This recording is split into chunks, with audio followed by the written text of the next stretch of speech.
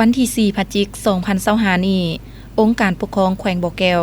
เมืองห้วยทรายร่วมกับองค์การพุทธศาสนาสัมพันธ์ลาวแขวงได้จัดพิธีประกาศรับรองพระธาตุสุวรรณภาคำเป็นมรดกแห่งศาสตร์ระดับชาติซึ่งได้มีการแห่พระธาตุสุวรรณภาคำจำลองประกอบมีขบวนแห่ของคณะองค์การพุทธศาสนาสัมพันธ์ลาวแขวงพระสงฆ์สามเณรการนำของแขวงของเมืองมวลชนออกตนญาติโยมผู้ที่มีจิตใจศรัทธาทั้งหลายนักเรียนเยาวชนสาวหนุ่มตลอดหอดขบวนแห่ของหน่วยแสดงศิลปะการเป่าแคนซึ่งมีบรรยากาศฟดฟื้นและเบิกบานมวลซืนแล้วพร้อมกันแห่ขบวนออมถาดสุวรรณภาคำ3หอบและห่มผ้าไตรให้องค์พระธาตุจุดธูปเทียนเคารพกราบไหว้เพื่อเป็นสิริมงคลจากนั้นได้เข้าสู่พิธีประกาศรับรองพระธาตุสุวรรณภาคำเป็นมรดกแห่งศาสตร์ระดับชาติโดยฝ่ายทรงมีพระอาจารย์อาจญธรรมคำเงินคำวงประธานองค์การพุทธศาสนาสัมพันธ์ลาวแขวงพร้อมด้วยคณะพระสงฆ์สามเณรฝ่ายคฤหัสถ์มีทานพลจัตวาสุขพระจันทร์ศิลาเพชรรองเลขาพักแขวงรองเจ้าแขวงบ่อแก้ว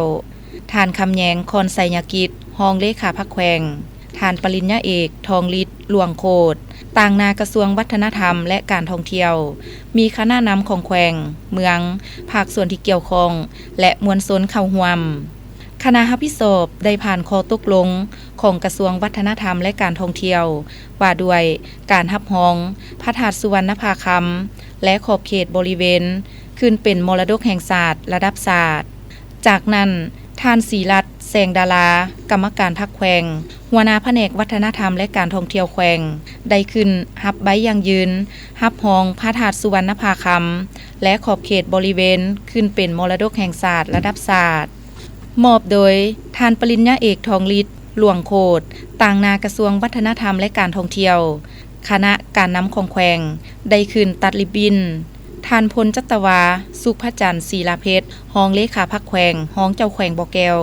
ได้ให้เกียรติลั่นคอง9 บาทเพื่อเป็นสิริมงคลให้แก่พิธีประกาศรับรองพระธาตุสุวรรณภาคำเป็นมรดกแห่งศาสตร์ระดับชาติอย่างเป็นทางการ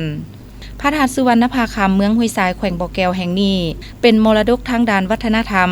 อันเป็นทรัพย์สมบัติอันล้ำค่าที่โดดเด่นภายในท้องถิ่น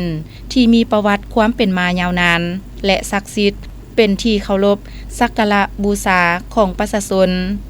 พระธาตุดวงนี้ได้สร้างตั้งขึ้นในปีคศ1200ก่อนหน้านี้ 1,000 กว่าปีในสมัยการปกครองของอาณาจักรนาคพันสิงหนครนาคพันสิงหบุตรระยะผ่านมาได้ปฏิสังขรณ์องค์พระธาตุ3 ครั้งคือครั้งที่ 1ตามตำนานพระเจ้าเลียบโลกระยะตนได้ 2,565 ปีตามอายุทางศาสนาครั้งที่2ปีคศ1,200สจ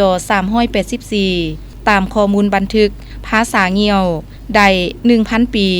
ครั้งที่3ปีคศ1956องค์พระธาตุปัจจุบันได้66 ปี